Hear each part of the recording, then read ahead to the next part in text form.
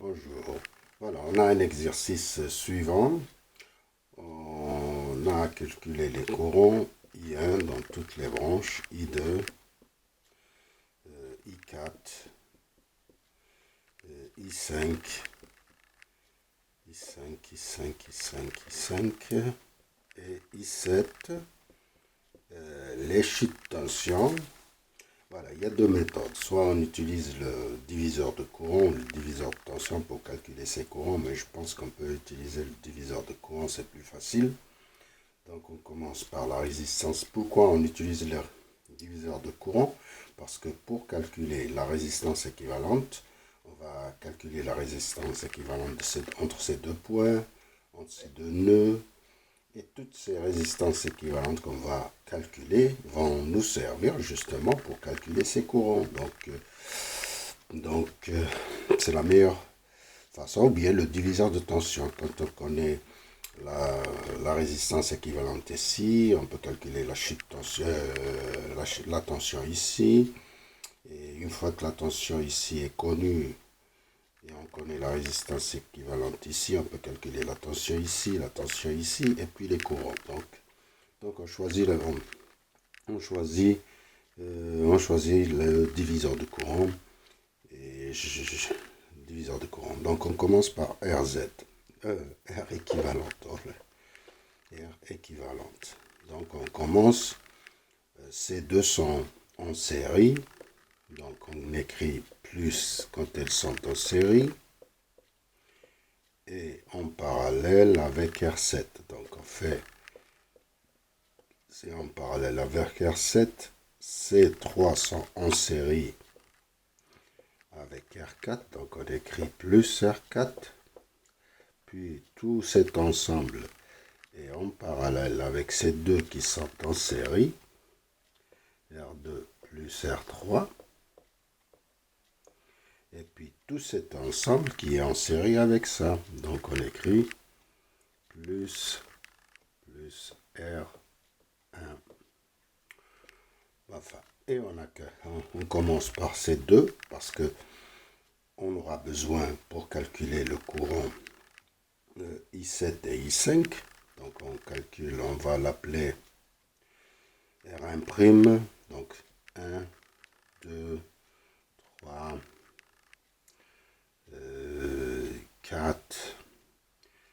Et ça c'est la cinquième, ouais, cinquième, et la dernière c'est la sixième étape qui est RZ. Donc on appelle ça R1'. C'est R5 plus R6. Ça nous donne R5. Ça nous donne 15 ohms. Ou bien on écrit comme ça. C'est 5 plus 10. C'est égal à 15 ohms. Et puis R2'. R2', c'est R1' plus en parallèle avec R7. Donc multiplié par R7 sur R1' plus R7.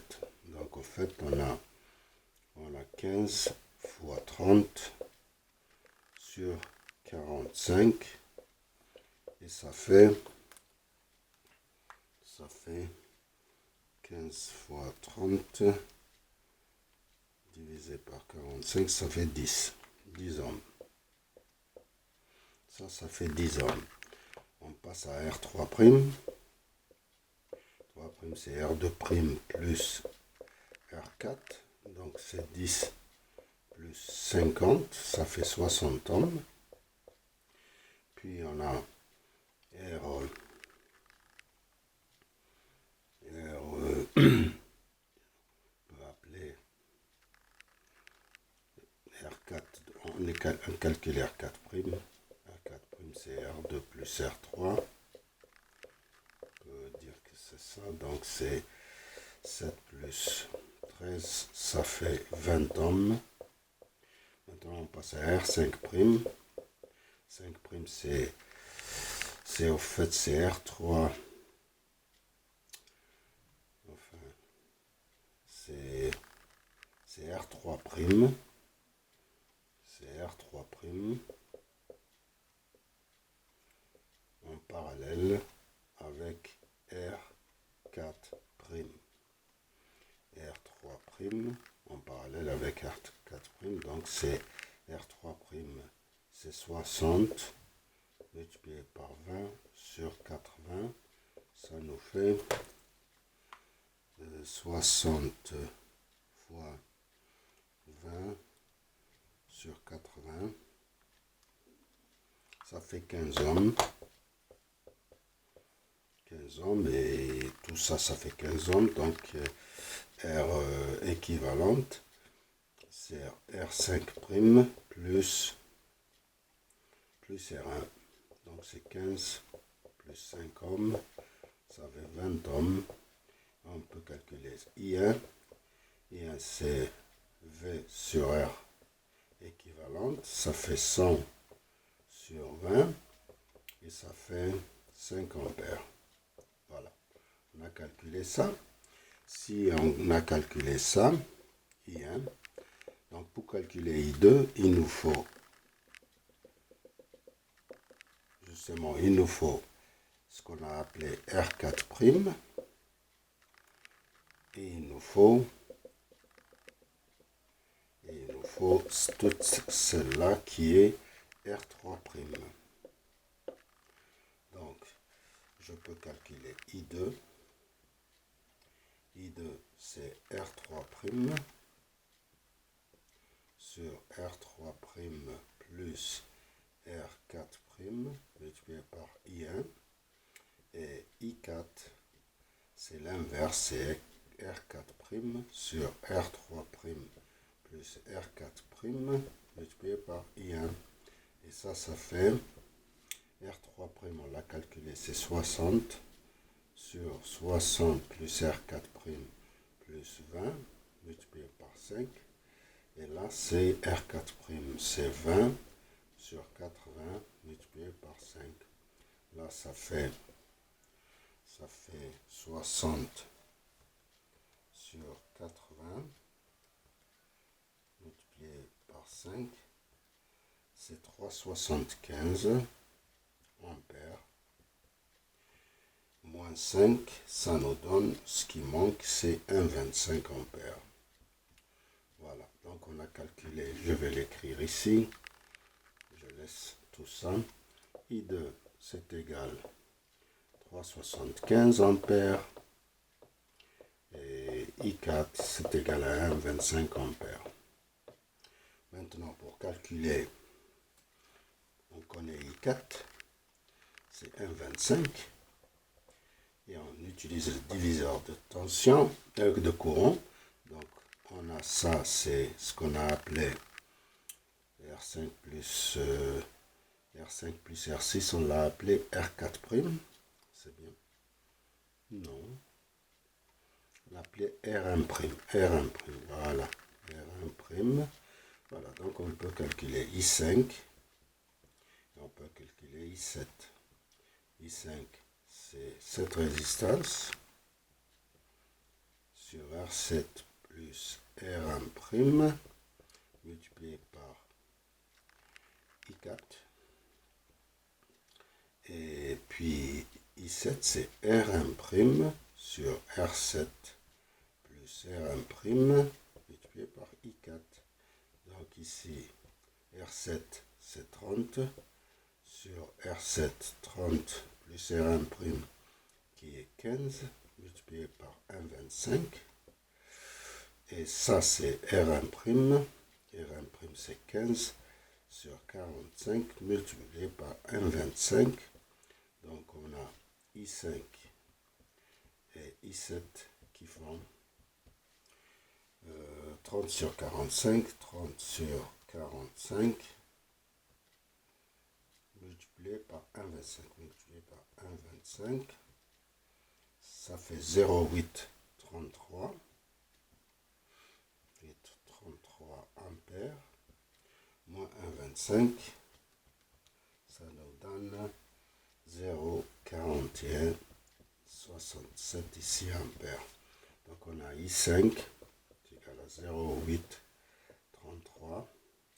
I7 c'est égal à 0,4167. Donc on a calculé tous les courants. On peut calculer les chutes de tension maintenant. C'est très facile. C'est la loi d'Ohm. Donc on passe au calcul par la loi d'Ohm. Donc on commence par VR1.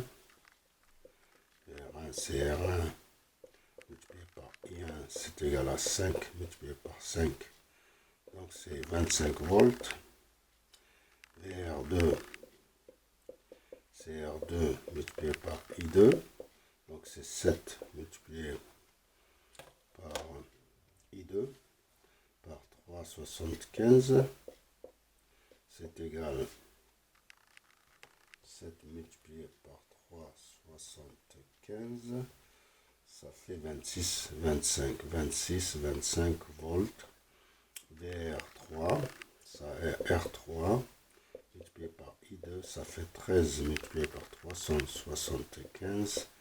Ça fait 13 multiplié par 3, 75. 48, 75 volts. VR4, ça fait R4 multiplié. VR4, ça fait R4 multiplié par I4. C'est 50 multiplié par I4. C'était 1,25. Ça fait VR4, ça fait 50 multiplié par 1,25. Ça fait 62,5. 62,5. VR5, ça fait R5 multiplié par I5, c'est 10 multiplié par, donc c'est 8, 33 volts. VR6, c'est R6 multiplié par I5, R6 c'est 5 multiplié par 0,8, 33, 5 multiplié par 0,8, 33, ça fait 4,165 volts. Et en dernier, on a VR7. VR7, c'est égal à 30 par I7, qui est par 0,4167. 30 multiplié par 0,4167, c'est 12,5 volts. Et voilà, on a tout résolu et je vous remercie de votre attention. Merci beaucoup.